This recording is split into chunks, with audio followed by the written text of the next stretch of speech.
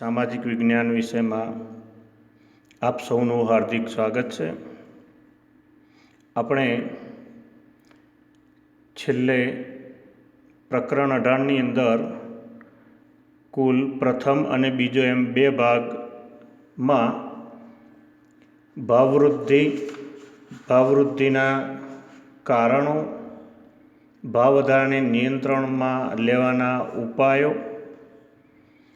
ગ્રાહક જાગૃતિ અંતર્ગત ગ્રાહકનું વિવિધ પ્રકારે શોષણ થાય છે તે ગ્રાહક શોષણના કારણો વિશે માહિતી મેળવી ગયા। અને આજે આપણે પ્રકરણ 18ની અંદર ગ્રાહક જાગૃતિ અંતર્ગત વિશ્વ કક્ષાએ અને ભારત તેમજ ગુજરાતમાં ગ્રાહક સુરક્ષા ક્ષેત્રે કયા પ્રકારની જાગૃતિ આવી છે અને કયા કયા ગ્રાહકોને અધિકારો આપવામાં આવ્યા છે અને સાથે સાથે ગ્રાહકોની કઈ ફરજો છે એ વિશે આપણે માહિતી મેળવવાનો પ્રયત્ન કરીએ। સર્વપ્રથમ આપણે બાળમિત્રો જાણીએ કે પ્રાચીન ભારતમાં પણ જ્યારે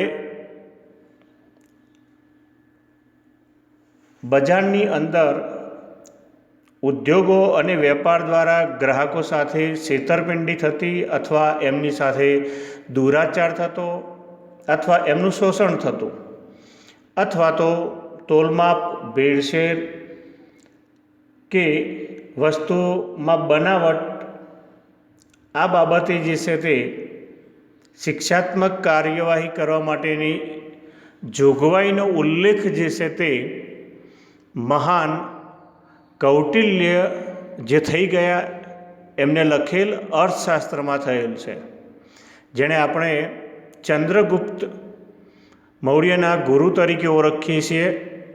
વિષ્ણુગુપ્ત જે ચાણક્ય તરીકે પણ ઓળખાય છે, એ કૌટિલ્યે જે અર્થશાસ્ત્ર લખ્યું છે તેમાં આ ગ્રાહકોના રક્ષણ અંગેનો ઉલ્લેખ કરેલો છે। વિશ્વ કક્ષાએ બાળમિત્રો આપણે વાત કરીએ તો અમેરિકાની અંદર સર્વપ્રથમ એ વખતના રાષ્ટ્રપ્રમુખ JF કેનેડી, જેઓ જ્હોન ફ્રેન્કલિન કેનેડી તરીકે ઓળખાતા હતા, એમણે પોતાની સંસદની અંદર 15 માર્ચ 1962ના રોજ ગ્રાહકો માટેના 4 અધિકારો આપ્યા। કુલ 4 અધિકારો આપ્યા, જેમ કે પહેલો હતો મૂળભૂત જરૂરિયાતોના સંતોષનો અધિકાર, બીજો હતો ફરિયાદ નિવારણનો અધિકાર, ત્રીજો હતો ઉપભોક્તા શિક્ષણનો અધિકાર, ઉપભોક્તા એટલે અહીંયા આગળ ગ્રાહક, ચોથો તંદુરસ્ત વાતાવરણનો અધિકાર। એટલે 1962માં અમેરિકન સંસદની અંદર આ 4 અધિકારો ગ્રાહકોને આપવામાં આવ્યા હતા અને આગળ જતાં એમાં વધારો પણ થતો રહ્યો। હવે આપણે ઇન્ટરનેશનલ કક્ષાએ વાત કરીએ તો કન્ઝ્યુમર્સ ઇન્ટરનેશનલ નામનું જે આંતરરાષ્ટ્રીય સંગઠન જે છે એણે 15મી માર્ચ 1983ના રોજ ગ્રાહકોના જે અમેરિકન સંસદમાં 4 અધિકારો જે બહાર પાડવામાં આવ્યા હતા એનું જાહેરનામું જે છે તે બહાર પાડ્યું। ફરીથી સમજો, અમેરિકન સંસદમાં ત્યાંના રાષ્ટ્રપ્રમુખ FD કેનેડીએ 1962માં જે ગ્રાહકોના 4 અધિકારો આપ્યા હતા તે પ્રકારનું જાહેરનામું 15 માર્ચ 1983ના રોજ કન્ઝ્યુમર્સ ઇન્ટરનેશનલ નામની જે આંતરરાષ્ટ્રીય સંસ્થા છે તેણે જાહેરનામું બહાર પાડ્યું અને એ દિવસ હતો 15મી માર્ચ। એટલે એ 15મી માર્ચને ધ્યાનમાં રાખીને દર વર્ષે વિશ્વ ગ્રાહક અધિકાર દિન ઉજવવામાં આવે છે। ખાસ 1 માર્ક્સ માટે આપણે યાદ રાખીએ કે દર વર્ષે વિશ્વ ગ્રાહક અધિકાર દિન કઈ તારીખે ઉજવવામાં આવે છે? 15મી માર્ચ। અથવા 15મી માર્ચને આપણે કયા વિશેષ દિન તરીકે ઉજવીએ છીએ? તો વિશ્વ ગ્રાહક અધિકાર દિન તરીકે ઉજવીએ છીએ। એ બાળમિત્રો આપણે યાદ રાખીશું। અને આ એનો આપણે લોગો જોઈ રહ્યા છીએ, વર્લ્ડ કન્ઝ્યુમર રાઇટ્સ ડે, બરાબર છે। આપણે 15મી માર્ચ અને ખાસ વિશેષ વિશ્વ ગ્રાહક અધિકાર દિન તરીકે ઉજવીએ છીએ, તો એને ધ્યાનમાં રાખીને વર્લ્ડ કન્ઝ્યુમર રાઇટ્સ ડે 15મી માર્ચ તરીકે યાદ રાખીશું. અને આ ફોટો જે આપણે જોઈ રહ્યા છીએ બાળ મિત્રો, એ આપણે 1962માં જે અમેરિકન સંસદે જે 4 ગ્રાહક અધિકારો બહાર પાડ્યા એ વખતના પ્રમુખ છે John F Kennedy, John Franklin Kennedy છે. ત્યાર પછી 1985માં એમાં થોડોક વધારો થયો અને યુએન સંસ્થા આની અંદર સીધી જે છે તે જોતરાઈ. યુનાઇટેડ નેશન આપણે સારી રીતે ઓળખીએ છીએ, સંયુક્ત રાષ્ટ્રો. તો આ સંયુક્ત રાષ્ટ્રોએ 16મી એપ્રિલ 1985માં જે યુનાઇટેડ નેશનની જે સભા ભરાઈ એની અંદર એમણે યુએનજીસીપી નામનો એક ખરડો બહાર પાડ્યો. ટૂંકમાં એને આપણે યુએનજીસીપી તરીકે ઓળખીશું અને એનું ફૂલ નેમ થશે United Nations guidelines for consumers protection. એટલે કે ગ્રાહકોના જે 4 અધિકારો આપણે આગળ જોઈ ગયા બાળ મિત્રો, એની અંદર એક ખરડો બહાર પાડીને એની અંદર બીજા 4 અધિકારો ઉમેર્યા અને કુલ 8 અધિકારો એણે ઘોષિત કર્યા. પણ એની અંદર જે તે દેશ જે છે એ પોતે પોતાના ગ્રાહકોની સુરક્ષા અંતર્ગત જે છે એમાં વધઘટ કરીને એ અધિકારો આપીશે એવું આ યુએનની સભામાં 1985માં જાહેર કરવામાં આવ્યું. તો એ પ્રમાણે એના બીજા વર્ષે ભારત સરકારે શું કર્યું, પોતાની સંસદની અંદર રાષ્ટ્રીય ગ્રાહક સુરક્ષા અધિનિયમ 1986 ઘડી કાઢ્યો. આ ખાસ યાદ રાખીશું બાળ મિત્રો, બરાબર. ભારત સરકારે પોતાની સંસદમાં શું કર્યું, રાષ્ટ્રીય ગ્રાહક સુરક્ષા અધિનિયમ 1986. આ સાલ આપણે ખાસ પાછળ જોડવાનું ચૂકીશું નહીં. અને આ રીતે એક નવો કાયદો જે છે તે ગ્રાહકો માટે ઘડી કાઢવામાં આવ્યો. અને આપણે જાણીએ છીએ કે 9મા ધોરણમાં શીખી ગયા કે ખરડો સંસદ પસાર કરે, પરંતુ રાષ્ટ્રપતિ એના ઉપર સહી કરે ત્યારે એ કાયદો બને છે. તો શું થયું, આ ખરડો જે છે તે કાયદા માટેનો ખરડો એટલે કે જે દસ્તાવેજ જે છે તે ઘડી કાઢવામાં આવ્યો. અને 24 ડિસેમ્બર 1986ના રોજ આપણા રાષ્ટ્રપતિ એ વખતે જે હતા જ્ઞાની જૈલસિંહ જે એ વખતના રાષ્ટ્રપ્રમુખ હતા, એમણે આ ખરડા ઉપર મંજૂરી આપી, સહી કરી, એટલે એ કાયદો બન્યો. અને એ કાયદો કયા નામે ઓળખાયો, રાષ્ટ્રીય ગ્રાહક સુરક્ષા અધિનિયમ 1986. એટલે આપણે ભારતની અંદર, માત્ર ભારતની અંદર 24મી ડિસેમ્બર જે છે ને એને રાષ્ટ્રીય ગ્રાહક અધિકાર દિન તરીકે ઉજવીએ છીએ. યાદ રાખીશું 15મી માર્ચ જે છે એ વિશ્વ ગ્રાહક અધિકાર દિન છે, જ્યારે 24મી ડિસેમ્બર માત્ર ભારત માટે રાષ્ટ્રીય ગ્રાહક અધિકાર દિન છે. અને આ છે એ વખતના 1982થી 1987 સુધી રહી ચૂકેલા ભારતના મહામહિમ રાષ્ટ્રપ્રમુખ જ્ઞાની જૈલસિંહ, જ્યાં ફોટામાં તમે જોઈ શકો છો, જેમની મંજૂરીથી 1986નો આ ગ્રાહક સુરક્ષા અધિનિયમ અમલમાં આવ્યો. હવે એ રીતે આપણે વાત કરીએ તો ગુજરાત સરકારે પણ એના પછીના વર્ષોમાં આ ગ્રાહક સુરક્ષા અધિનિયમ અંતર્ગત પ્રયત્નો કર્યા અને ગ્રાહક સુરક્ષા અંતર્ગત ગુજરાત સરકારે 18 ફેબ્રુઆરી 1988ના રોજ ગુજરાત ગ્રાહક સુરક્ષા નિયમો 1988 અમલમાં મૂક્યો. એમાં સુધારા વધારા કરીને ગુજરાત સરકારે પણ ગુજરાત ગ્રાહક સુરક્ષા નિયમો 1988 જે છે તે અમલમાં મૂક્યા હતા 18મી ફેબ્રુઆરી. એટલે આ રીતે આપણા ભારતીય ઇતિહાસમાં એ વખતથી લઈને આજ સુધી જે કાયદાઓ ઘડાયા, છેલ્લે આપણે વાત કરીએ તો પુસ્તક મુજબ 2002 અને સરકારી કાયદા મુજબ જોઈએ તો છેલ્લે 2014 મુજબ જે ગ્રાહક સુરક્ષા ધારામાં જે સુધારા વધારા થયા એ બધાની રીતે જોઈએ તો સર્વપ્રથમ જે ગ્રાહક સુરક્ષા અધિનિયમ 1986 છે એ એક સીમાચિહ્નરૂપ કાયદો ગણાશે. ભારતીય ઇતિહાસમાં સામાજિક અને આર્થિક કાયદાઓના જે ઇતિહાસની વાત કરીએ આપણે, તો એની અંદર ગ્રાહક સુરક્ષા અધિનિયમ 1986નો કાયદો સીમાચિહ્નરૂપ છે. એની જોગવાઈઓથી જ આગળ જતાં અનેક મહત્ત્વપૂર્ણ જોગવાઈઓ જે છે એ ઉમેરાઈ હતી, એટલે એ સીમાચિહ્ન રૂપ કાયદો કહેવામાં આવે છે. એ ધ્યાનમાં રાખીશું. ત્યાર પછી આપણે પુસ્તકમાં જે લોગો આપ્યા છે એ પણ આપણે સાથે સાથે જોતા રહીશું, બરાબર, જેના કારણે આપણને ખબર પડે કે આ લોગો શાનો છે. તો ગ્રાહક જાગૃતિ લાવવા માટે પહેલાં તો તમે જમણી બાજુ જે લખેલો જે છે ખાસ યાદ રાખીશું. આ જે છે તે જાગો ગ્રાહક જાગો એ અંતર્ગત ગ્રાહકોમાં જાગૃતિ લાવવા માટે એનો આ લોગો છે.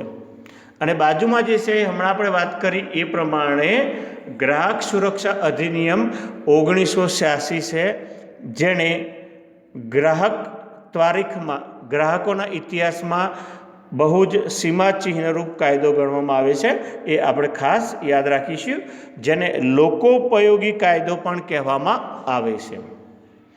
હવે અહીંયા આગળ બાળ મિત્રો આગળ આપણે વાત કરી હતી કે ગ્રાહક જે છે બજારમાં જઈને ચીજ વસ્તુ ખરીદે છે અને બદલામાં નાણાં આપે છે, અથવા તો આપણે એની અંદર વાત કરી હતી કે ઉધાર રાખે છે.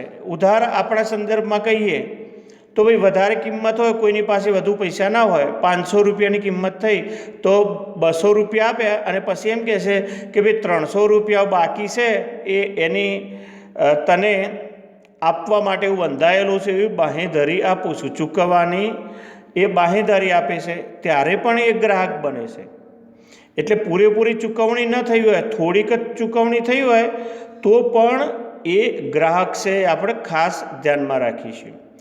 ત્યાર પછી આપણે કોઈક વખતે બજારમાંથી દાખલા તરીકે ટીવી લેવા ગયા, આપણી પાસે એટલી આવક નથી, તો ત્યારે શું કરીએ છીએ કે આપણે એના હપ્તા બાંધીએ છીએ કે ભાઈ ટીવી, ફ્રીજ વગેરે લેવું છે, મોબાઈલ લેવો છે, કોમ્પ્યુટર લેવું છે, અન્ય ચીજ વસ્તુ, સ્કૂટર, મોપેડ, બાઇક વગેરે, તો આપણે શું કરીએ છીએ, હપ્તા બાંધીએ છીએ કે ભાઈ હાલો 50,000ની કિંમતની વસ્તુ છે, 10,000 આપું છું, બાકીના જે છે એ મહિને હું 3,000, 4,000 કે 5,000 એ આપીશ, બરાબર. તો એ હપ્તામાં ચૂકવણી કરનાર વ્યક્તિ જે છે એ પોતે પણ અહીંયા આગળ યાદ રાખીશું ગ્રાહક છે. એટલે આ રીતે જે ચીજ વસ્તુ અથવા સેવા ખરીદવામાં આવે છે એની અંદર નાણાં કિંમત ચૂકવવામાં આવી હોય, બાકી રાખવામાં આવી હોય, અથવા તો ચૂકવણી કરવા માટે હપ્તા રાખવામાં આવ્યા, ત્યારે પણ તે પોતે ગ્રાહક બને છે. એ ખાસ ધ્યાનમાં રાખીશું. હવે વાત કરીએ આપણે કે ગ્રાહકોને બજારની અંદર કેટલા ખાસ અધિકારો આપવામાં આવ્યા છે. મેં હમણાં કહ્યું કે અમેરિકન સંસદે જે 1962માં ગ્રાહક અધિકારો આપ્યા, ત્યાર પછી કન્ઝ્યુમર્સ ઇન્ટરનેશનલ નામની સંસ્થાએ 4 અધિકારોનું જાહેરનામું બહાર પાડ્યું 1983માં, અને 1985માં સંયુક્ત રાષ્ટ્રસંઘે પણ એ પ્રકારે જે છે તે પોતાની સભામાં જે ખરડો પસાર કર્યો, એમાં 8 અધિકારો આપવામાં આવ્યા. ત્યાર પછી આપણા દેશની અંદર 24મી ડિસેમ્બર 1986માં આ રાષ્ટ્રીય ગ્રાહક જે જાગૃતિ આવી અંતર્ગત ગ્રાહક સુરક્ષા અધિનિયમ અમલમાં આવ્યો. તો આ બધાની વાત કરીએ તો એ અંતર્ગત ગ્રાહકોને જુદા જુદા અધિકારો મળ્યા. તો ભારતની સંસદે ગ્રાહકોને કુલ 6 અધિકારો આપ્યા છે, જે તમે મોબાઈલ સ્ક્રીન ઉપર બાળ મિત્રો વાંચી શકો છો, બરાબર. એની અંદર તમે વાંચી શકો છો.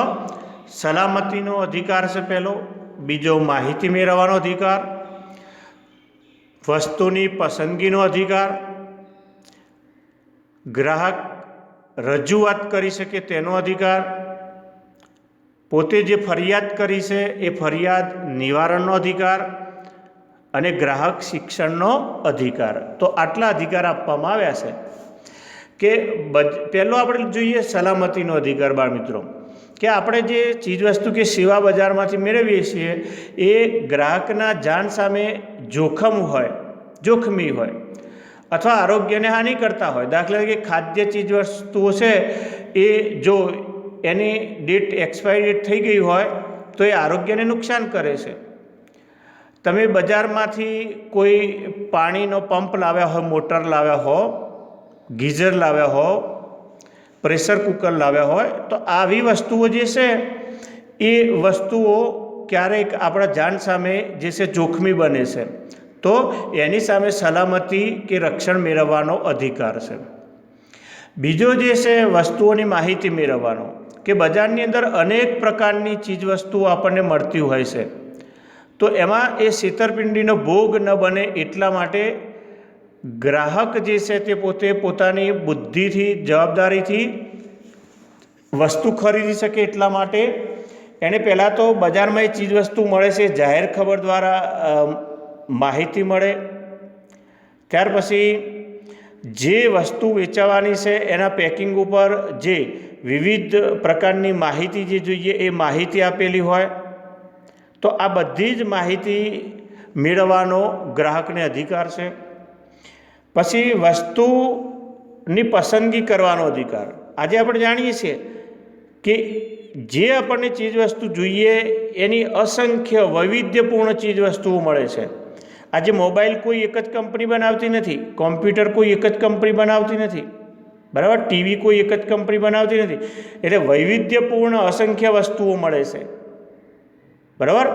તો અહીંયા આગળ હરીફાઈ બજારની અંદર જોવા મળે છે. એટલે ગ્રાહકને દરેક કંપનીની વસ્તુ કેવી છે તે, એની કિંમત કેવી છે તે, એ સેવા કેવી આપે છે, એ વસ્તુની ગુણવત્તા કેવી છે, એ બધી એની પાસે જાણકારી હશે તો એ પસંદગી કરી શકશે. એટલે આ રીતે એને પસંદગી કરવાનો અધિકાર છે. ત્યાર પછી છે રજૂઆત કરવાનો અધિકાર, કે ગ્રાહકો બજારમાંથી જ્યારે ચીજવસ્તુ નાણાં આપીને ખરીદે છે ત્યારે એ ચીજવસ્તુ જે છે તે ગુણવત્તાસભર, વ્યાજબી કિંમતવાળી હોવી જોઈએ અને વજનમાં યોગ્યતા હોવી જોઈએ. તો એ વખતે એને જ્યારે નુકસાન થવાની વકી શક્યતા રહે છે ત્યારે એને જુદી જુદી રીતે, જેમ કે બિન રાજકીય સંસ્થાઓ હોય કે સરકારી સંસ્થાઓ હોય, એમના દ્વારા આ ગ્રાહકોની જે રજૂઆત થાય એ રજૂઆત સાંભળવા માટેની કાયદાકીય જે જોગવાઈઓ છે એ અંતર્ગત એને રજૂઆત કરવાનો અધિકાર આપવામાં આવ્યો છે. ત્યાર પછી ફરિયાદ નિવારણનો અધિકાર.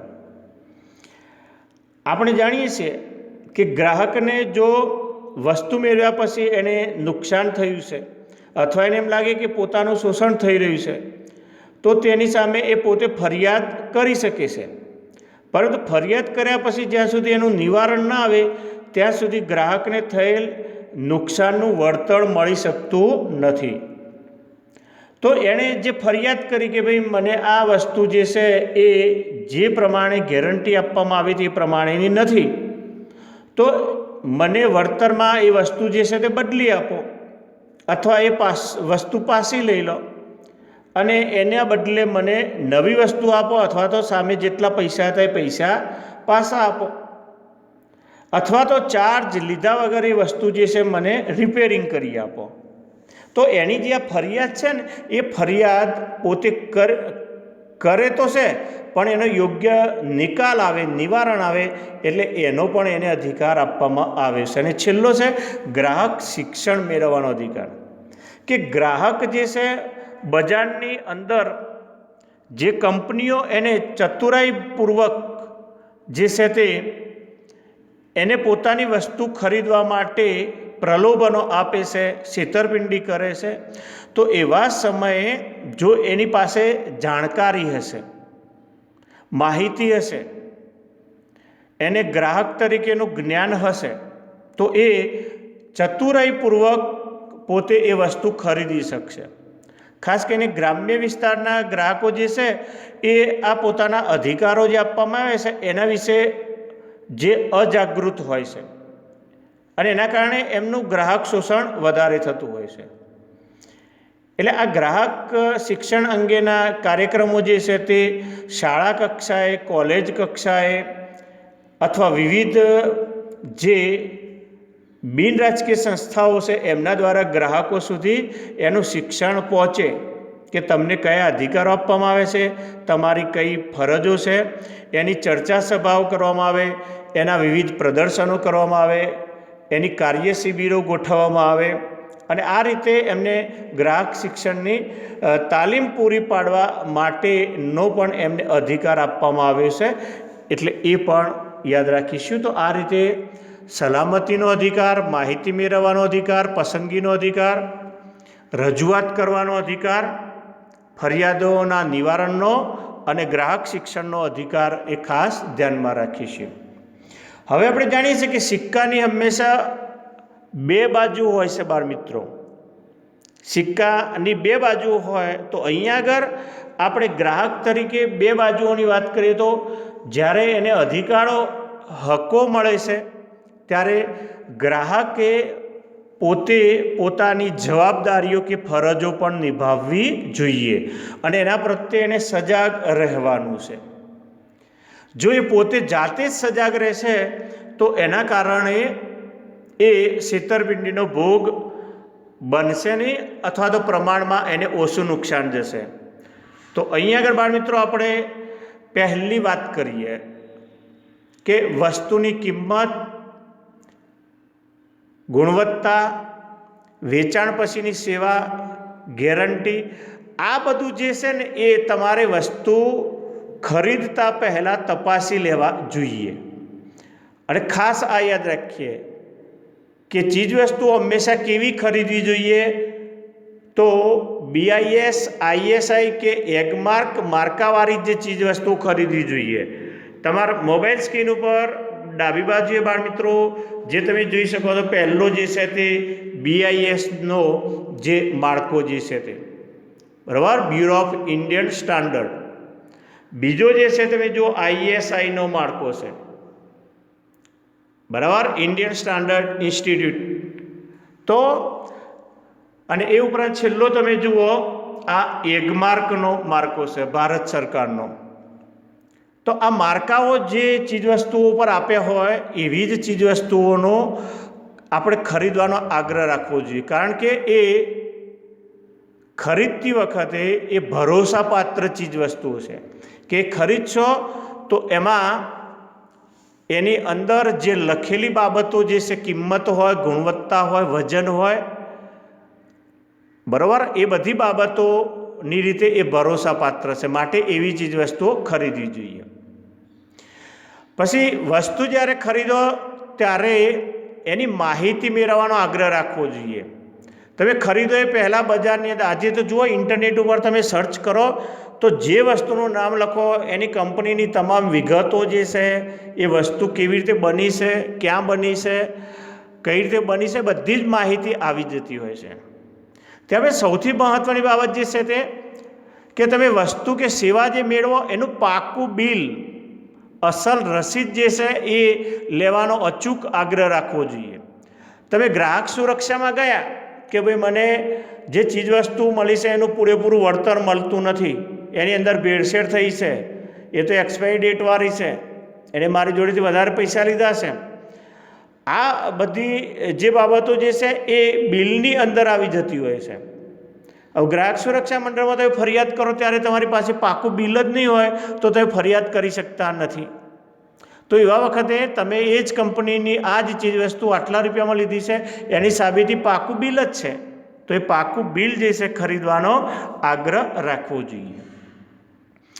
અન્ય ફરજોની વાત કરીએ તો ગ્રાહકોએ પોતે જ બિન રાજકીય અને સ્વૈચ્છિક ગ્રાહક સુરક્ષા મંડળો રચવા જોઈએ કે જે સતત લોકોને જાગૃત કરે, કાર્ય શિબિરો કરે, વાર્તાલાપો કરે અને ગ્રાહક સુરક્ષા અધિકારો અને ફરજો અંતર્ગત લોકોને એની માહિતી પૂરી પાડે. અને સૌથી મહત્ત્વની બાબત કે ગ્રાહકો તેમની સાચી ફરિયાદ જ્યારે હોય ત્યારે અચૂક રજૂઆત ગ્રાહક સુરક્ષા મંડળમાં કરવી જોઈએ. આપણને નુકસાન થયું છે પછી વેચાણ પછીની સેવા પૂરેપૂરી મળી નથી, ગેરંટી કાર્ડ પ્રમાણે આપણને સેવા મળી નથી, તો આપણે સાચી ફરિયાદ થવી જોઈએ. અને ફરિયાદ તમે કરો તો જેમ વસ્તુની જાહેરાત આવે છે એવી રીતે એ તમે ફરિયાદ કરી છે ને છેતરપિંડી થઈ છે એની પણ જે છે એ જાહેરાત તમારે કરાવવી જોઈએ. પછી વસ્તુ જ્યારે આપણે ખરીદીએ છીએ ત્યારે પેકિંગ ઉપર જે માહિતી બાળ મિત્રો આપી હોય છે, અહીંયા છેલ્લી બાબત તમે બરાબર ધ્યાનમાં રાખો કે આપણે જ્યારે વસ્તુ લઈએ એમાં ખાસ કરીને ખાદ્ય પદાર્થો અને દવાઓ જો એ બરાબર ચકાસીને લેવામાં નહીં આવે તો આપણા જાનના જોખમને નોંધ રહેશે અથવા આરોગ્યને નુકસાન કરે છે.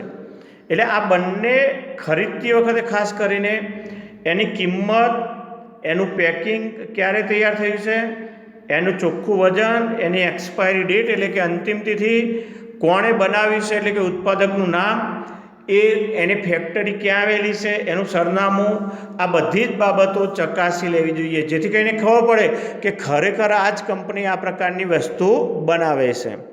એટલે આ ધ્યાનમાં રાખીશું.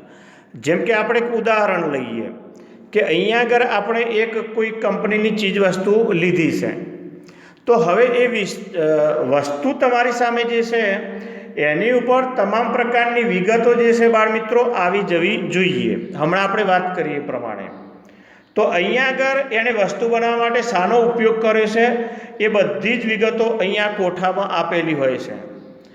પછી એણે FAASAIનો માર્કો પણ લગાવેલો હોય છે, અથવા આ રીતે ગ્રીન માર્કો જે ખેત પેદાશો પર આધારિત ચીજ વસ્તુ છે એના ઉપર લગાવેલો હોય છે.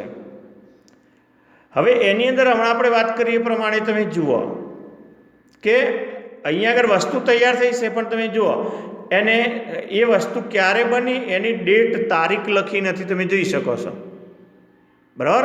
એ પેકિંગ તારીખ ક્યારે છે તે એણે લખ્યું નથી. એણે કહ્યું છે અહીંયા આગળ ઉપર જુઓ કે best before 9 months from the date of manufacture. તો અહીંયા એણે જ્યારે ઉત્પાદન થયું ત્યારે એણે કહ્યું છે કે 9 મહિના સુધી એનો તમે બહુ બેસ્ટ ઉપયોગ કરી શકો. પણ અહીંયા આગળ જુઓ તમે એણે એ ક્યારે ઉત્પન્ન કરી છે તારીખ તો લખી નથી, તો ક્યાંથી ક્યાં સુધી આપણે એ 9 મહિના માનવા? એટલે અહીંયા આગળ આપણી સાથે આ છેતરપિંડી થવાની શક્યતા છે. પછી નીચે જુઓ એણે વજન લખ્યું છે, નેટ વજન, ચોખ્ખું વજન 50 ગ્રામ લખ્યું છે, પણ એના ઉપર જુઓ તમે, એના ઉપર બાળ મિત્રો જે એની MRP મેક્સિમમ રિટેલ પ્રાઇસ જે છે એ તમે અહીંયા આગળ જોઈ શકશો કે બોક્સમાં બતાવી નથી. તો હવે એ 50 ગ્રામની વસ્તુ જે છે એ માનો કે 35 રૂપિયા છે, તમારી જોડેથી 50 રૂપિયા લઈ લેશે તો જ્યારે વસ્તુ લેવા જઈએ ત્યારે આ ખાસ જોઈએ કે એના ઉપર વજન, કિંમત, એક્સપાયરી ડેટ આ બધું લખ્યું છે કે નહીં, નહીંતર આપણે 100% શોષણનો ભોગ બનવાના, છેતરપિંડીનો ભોગ બનવાના. તો આ ખાસ ધ્યાનમાં રાખવા જેવું છે. ત્યાર પછી આપણને ક્યારેક ભરતા કે બનાવટી માલ જે છે એ આપણે જે છે એ ખરીદી લેતા હોઈએ છીએ. આપણને એમ લાગે કે બજારની અંદર અનેક પ્રકારના મસાલાઓ જે છે તે રસોડાનો માલ સામાન મસાલા મળે છે. હવે આપણને લાલચ આપીને અથવા આકર્ષણ ઊભું કરીને કે ભાઈ તમે એક વસ્તુ લો તો એના પર બીજી વસ્તુ આપવામાં આવશે, અથવા એનું પેકિંગ જે છે તે આકર્ષક બનાવવામાં આવે. તમને એ વસ્તુ જ્યારે તપાસવામાં કહેવામાં આવે ત્યારે ઓરિજિનલ બતાવવામાં આવે અને એનું વેચાણ જે છે તે બીજું આપી દેવામાં આવે. તો આ બધી રીતે તમારી સાથે છેતરપિંડી થવાની શક્યતા હોય ત્યારે લલચાઈ જવું ન જોઈએ. જે ટીવી, મોબાઈલ, છાપા, મેગેઝિન વગેરેમાં જે જાહેરાત આવે છે એનાથી લલચાઈને આકર્ષાઈ જવું જોઈએ નહીં. અથવા તો પાડોશીના ત્યાં આવી જ વસ્તુ છે તો મારે જેવી ચીજ વસ્તુ જોઈએ એવી દેખાદેખીથી બિનજરૂરી ખોટી ચીજો ખરીદવી ન જોઈએ. બરાબર કે આપણે લલચાઈ ગયા એ વસ્તુની ખરેખર આપણને ઘરમાં જરૂર જ નથી. આપણા ઘેર એક ઓલરેડી ટીવી છે, મોબાઈલ છે, હવે જરૂર નથી બજારમાં ગયા અને પેલા લોભામણી જાહેરાત કરી કે આ તો આ રીતે ટણાટણ છે, એનું રિઝલ્ટ આવું છે, આ રીતે આટલા જીબી છે, એની સ્પેસ આટલી છે, મોબાઈલની અંદર એની આટલી જગ્યા રહે છે, એની અંદર આવા ફોટા પાડી શકાય છે, તમે જુઓ તો ખરા. તો આપણે આકર્ષાઈને શું કરીએ કે એ વસ્તુ લાવી દઈએ, 2-4 વખત ઉપયોગ કરીએ ને એ વસ્તુ ઘરમાં એમને એમ પડી રહે, એટલે ખોટી વસ્તુ આવી જાય. તો આ આપણે ગ્રાહક તરીકે આપણી ફરજ છે, આપણે ન છેતરાઈએ માટે. બીજું, બજારમાં જ્યારે તોલમાપવાળે જ્યારે વસ્તુ લેવાની હોય ત્યારે હંમેશા સાચા અને પ્રમાણિત સાધનો જે હોય એના દ્વારા જ ચીજ વસ્તુ ખરીદવાનો આગ્રહ રાખવો જોઈએ. તો એ તોલમાપના સાધનોની વાત કરીએ તો જેને આપણે બાટ કહીએ છીએ, વજનિયા કહીએ છીએ, એ વજનિયા જે છે ને બાળ મિત્રો, દર વર્ષે એને પ્રમાણિત કરાવવાના હોય છે અને તોલ માપ અધિકારી જે હોય એ એને પ્રમાણિત કરી આપતા હોય છે. જો એ પ્રમાણિત કરેલા ના હોય, ઘણી વખત શું થાય કે બજારમાં આપણે વસ્તુ લેવા ગયા અને વજનિયામાં વજન મૂક્યું, 2 કિલોનું વજન, 1 કિલોનું, 500 ગ્રામનું, તો ઘણી જગ્યાએ શું થાય, ખૂણે ખાંચરેથી તૂટી ગયેલું હોય, ખાંચા પડી ગયા હોય, તો એ વિચારો કે 2 કિલોના વજનમાં 100 ગ્રામ 150 ગ્રામ એમાંથી જે રજ જે હોય ગળી ગઈ હોય, તો સામે એટલી વસ્તુ આપણે દાખલે કે ચોખા કે ખાંડ કે વગેરે શાકભાજી લેવાના હોય, અન્ય વસ્તુ લેવાના હોય, તો એટલી ઓછી આવશે. એટલે આ ખાસ ધ્યાન રાખવું જોઈએ. પછી તમને વસ્તુ ખામીયુક્ત જણાય અને પોતાને એમ લાગે કે આનાથી મને ખૂબ જ નુકસાન થયું છે, તો એનું વળતર માગવું જોઈએ. એટલે આપણને યાદ રાખીશું કે તમે માનો કે 10,000ની ચીજ વસ્તુ ખરીદી અને એનાથી તમને જે એ વસ્તુ જે છે એ ગેરંટી પ્રમાણે, વોરંટી પ્રમાણે નીકળી નહીં, કહ્યા પ્રમાણે એની સેવા મળી નહીં, તો માત્ર તમને આર્થિક વળતર મળે છે એવું નહીં બાળ મિત્રો. ગ્રાહક તરીકે તમને આર્થિક નાણાં તો મળે જ છે, પણ સામે તમને એ વસ્તુથી શારીરિક નુકસાન થયું હોય કે ગીઝરથી, મોટરથી, પંખાથી, ઇલેક્ટ્રિક કોઈ પણ સાધન હોય, માનો કે વાહન હોય, તો એનાથી તમને શારીરિક નુકસાન થાય, એની ભૂલના કારણે તો પણ તમને વળતર મળે. અને એના કારણે તમે માનસિક રીતે અપસેટ થઈ જાઓ અને ડૉક્ટરી સારવાર લેવી પડે, તો એનું પણ તમને વળતર મળે છે.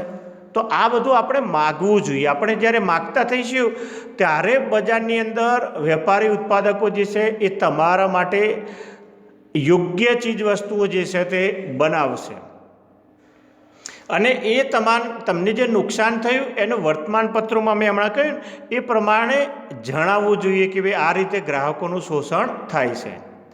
તો અહીંયા આપણે જોઈએ કે આજે તમે જુઓ, પહેલાં આપણે જે છે તે વજનિયાનો ઉપયોગ કરતા હતા. અહીંયા જો આ બાટ જેને વજનિયા કહીએ છે, ત્રાજવા દ્વારા જે છે આ ત્રાજવા જે છે એના દ્વારા વજન કરતા હતા.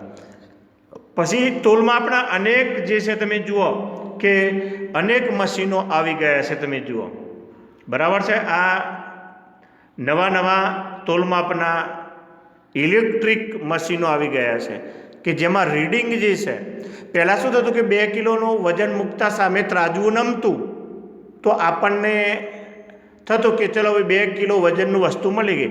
પણ આજે રીડિંગ થાય છે, તમે જેટલું વજન અહીંયા મૂકશો એટલું રીડિંગ થશે અને તમને બતાવશે કે ભાઈ તમે 1 કિલોગ્રામ, 2 કિલોગ્રામ, 5 કિલોગ્રામ મેળવ્યું છે. તો એ પણ આપણે ખાસ ધ્યાન રાખીશું તોલમાપના સાધનોમાં. ત્યાર પછી છે કે આપણે આજે પ્રાઇવેટ સાધનો જે ભાડું લઈને તમને મુસાફરી કરાવે છે એવા વાહનો જે છે એની સંખ્યા આજે શહેરો માત્ર રહી છે, કારણ કે પોતાના પર્સનલ વાહનોની સંખ્યા વધારે વધતી જાય છે. એટલે સામાન્ય રીતે અવર જવર માટે પોતાના વાહનોનો વધુ ઉપયોગ થાય છે. પરંતુ આજે પણ શહેરોમાં રેલવે સ્ટેશન, એરપોર્ટ વગેરે જે છે તે મ્યુઝિયમ વગેરે, ત્યાં આગળ આજે પણ રિક્ષા અને ટેક્સીનો ઉપયોગ થાય છે. જેમ કે અમદાવાદ શહેરમાં આજે પણ રિક્ષાઓનો ઉપયોગ થાય છે. મુંબઈ જેવા શહેરોની અંદર આજે પણ ટેક્સીઓનો ઉપયોગ થાય છે. તો એની અંદર તમે બેસો ત્યારે સીધા બેસીને જે તે જગ્યાએ જવાનું છે ત્યાં જઈને ભાડું ચૂકવવાનું નથી, પણ એમાં બેઠા પછી તમારે મીટર જે છે એનું રીડિંગ જે છે તે 0 કરાવીને જ બેસવાનું છે. જે મીટર હોય, હું હમણાં બતાવું છું, એ મીટર જે છે ને એનું 0 રીડિંગ કરાવવાનું કે ભાઈ ચલો આ રીતે આ 0 થઈ ગયા અને હવે જવા દો. હવે દાખલા તરીકે 150 યુનિટ જે છે એ સાધન ચાલ્યું છે, તો તમે 150 યુનિટના જે પણ થતા હોય તે 50, 60, 70 રૂપિયા તે તમે ચૂકવી દેશો. પણ ઘણી વખત શું થાય કે રિક્ષામાં તમે બેસો, હવે રિક્ષા જે છે તે એક જગ્યાએથી ઉપડીને બીજી જગ્યાએ આવીને તમે જ્યાં ઊભા છો ત્યાં ઊભી રહી. હવે અહીંયાથી અહીંયા રિક્ષા આવી, અહીંયાથી અહીંયા, તો એની જે મીટર રીડિંગ ચાલુ હતું એ માનો કે 25 યુનિટ બળેલું છે. હવે તમે અહીંયાથી બેસશો અને અહીંયાથી અહીંયા જશો અને માનો કે કુલ 125 રીડિંગ થયું, તો એકચ્યુઅલી તમે તો 100 રીડિંગ જ બેઠા છો. પણ પેલું 25 યુનિટ જે છે તમે 0 કરાવ્યું નહીં બાળ મિત્રો. આ 0 કરાવ્યું નહીં એટલે આ 25 યુનિટ વધારાના બળ્યા, જેનું ભાડું તમારે એમનેમ ચૂકવી દેવું પડે છે. એટલે 0 0 થાય. હવે એ જ રીતે જ્યારે તમે સ્કૂટર, બાઇક કે અન્ય રિક્ષા, મોટર કાર, ટ્રક વગેરેમાં જ્યારે પેટ્રોલ, ડીઝલ, ગેસ પુરાવા જાઓ ત્યારે પણ જે પંપ જે છે એ પંપનું ઇન્ડિકેટર જે છે ને એ ઇન્ડિકેટર ઉપર બાર મિત્રો યાદ રાખીશું, એના ઉપર પણ 4 0 હોવા જોઈએ. જે હું હમણાં બતાવું છું. તમે અહીંયા જુઓ કે આ ટેક્સી, રિક્ષા વગેરે જે છે તો એનું આ મીટર જે છે એ મીટર 0 રીડિંગ બતાવ્યા પછી જ તમારે રિક્ષા કે ટેક્સીને આગળ વધવા માટે હુકમ આપવો જોઈએ. બરાબર. હવે એ જ રીતે તમે અહીંયા જો પેટ્રોલ પંપ ઉપર બાળ મિત્રો આ રીતે કિંમત બતાવે છે કે ભાઈ તમે જો કોઈ પણ પ્રકારે પેટ્રોલ, ડીઝલ પુરાવી નથી તો 0 રીડિંગ છે. હવે 0 રીડિંગ છે તો એના રૂપિયા પણ 0 બતાવે છે. એટલે સ્વાભાવિક રીતે હવે તમે જ્યારે પેટ્રોલ, ડીઝલ, ગેસ પુરાવશો તો અહીંથી રીડિંગ શરૂ થશે અને જેટલું રીડિંગ 1 લીટર પુરાવી તો અહીંયા એની કિંમત આવી જશે. પણ ઘણી વખત શું થાય કે આપણે જોઈએ નહીં, કોઈક આગળ વાહન ચાલક ગયો હોય તો આપણે અહીંયા આગળ આ 0 0 રીડિંગ જે છે એ જોઈએ નહીં. આ 0 0 રીડિંગ જોવાનું હોય, જોઈએ નહીં. અહીંયા આગળ 0 0 જોઈએ નહીં. પેલા પેટ્રોલ પંપ કે અન્ય વ્યક્તિ જોડે વાતે વળગી જઈને પેટ્રોલ પંપ વાળો જે છે એ અહીંયા આગળ તમે જોશો કે 2.30 લીટર એને પુરાવી છે, જેની 100 રૂપિયા કિંમત થઈ છે. બરાબર.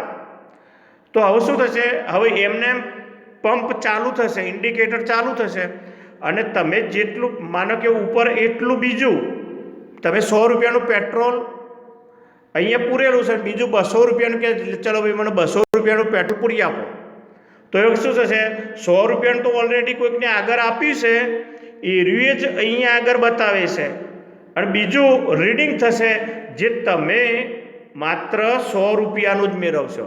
એટલે 100 રૂપિયાનું તો રીડિંગ ઓલરેડી હતું જ, બીજું 100 રૂપિયાનું પુરાવશો તો અહીંયા આગળ જે છે તે 4.60 લીટર થશે.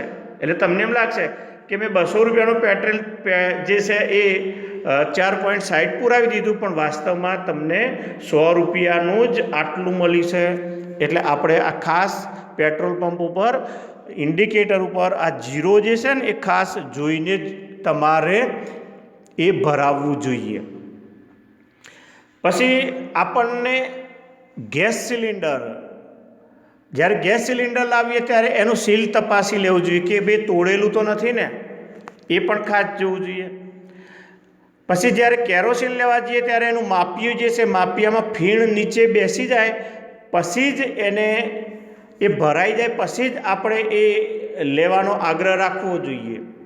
કઈ રીતે આપણે સમજીએ, અહીંયા તમે આ ગેસ સિલિન્ડર જે છે એનું સીલ જે છે એ એના ઉપર સીલ મારેલું જ હોય છે, તો એ સીલ તૂટેલું હોવું ન જોઈએ બાળ મિત્રો, એ ખાસ યાદ રાખીએ. એટલે એવું ન જ લેવું જોઈએ. હવે આપણને એક નવી બાબત આજે શીખીશું બાળ મિત્રો કે શું ગેસ સિલિન્ડર જે હોય છે એના બાટલા ઉપર એક્સપાયરી ડેટ લખેલી હોય છે? સિલિન્ડર જે હોય છે એ એક્સપાયરી ડેટ વાળો હોય છે? આપણને પ્રશ્ન થવો જોઈએ. તો એનો જવાબ મારા મતે હા છે. ગેસના બાટલાને પણ એક્સપાયરી ડેટમાં મૂકવામાં આવે છે, બરાબર. અહીંયા તમે જોશો તો અહીંયા આગળ A11 નંબર આપવામાં આવ્યો છે, તો આપણને થાય કે આ નંબરનો અર્થ શું થાય, તો એ નંબરનો અર્થ છે એક્સપાયરી ડેટ. એના નીચે જે લખેલું છે બાળ મિત્રો એ બોટલનું વજન છે, પણ આ જે છે એક્સપાયરી ડેટ છે. ઘણાને ખબર જ હોતી નથી કે એક્સપાયરી ડેટ હોય. તો હા, કઈ રીતે એવું તમને સમજાવું કે હમણાં આપણે જોઈએ એ પ્રમાણે જો બાજુનો આ બાટલો જે આપવામાં આવે છે એના ઉપર તમે જોશો બાળ મિત્રો અહીંયા આગળ તો A13 આપવામાં આવ્યું છે, બરાબર. આ A13 તમે યાદ રાખો, બરાબર. શું યાદ રાખીશું? B13 આપીશું, સોરી B13 તમે જોશો તો આ B13 જે છે એ યાદ રાખીએ. હવે B13 શું છે? તો દરેક ગેસ સિલિન્ડર જે હોય છે ને એના ઉપર આવી રીતે ABCD અને પાછળ જે આંકડો આપેલો હોય છે, જેમ કે અહીંયા 13 આપ્યો હોય કે પછી 15 આપેલો હોય કે 20 આપેલો હોય કે 22 આપેલો હોય કે 25 આપેલો હોય, તો એ શું છે? ABCD જે છે એ અહીંયા તમે જુઓ કે એ જે છે ને એ સિરીઝ જાન્યુઆરીથી માર્ચ મહિના દર્શાવે છે, બી સિરીઝ જે છે એ એપ્રિલથી જૂન દર્શાવે છે, સી સિરીઝ છે એ જુલાઈથી સપ્ટેમ્બર દર્શાવે છે, અને ડી સિરીઝ જે છે એ ઓક્ટોબરથી ડિસેમ્બર દર્શાવે છે બાળ મિત્રો.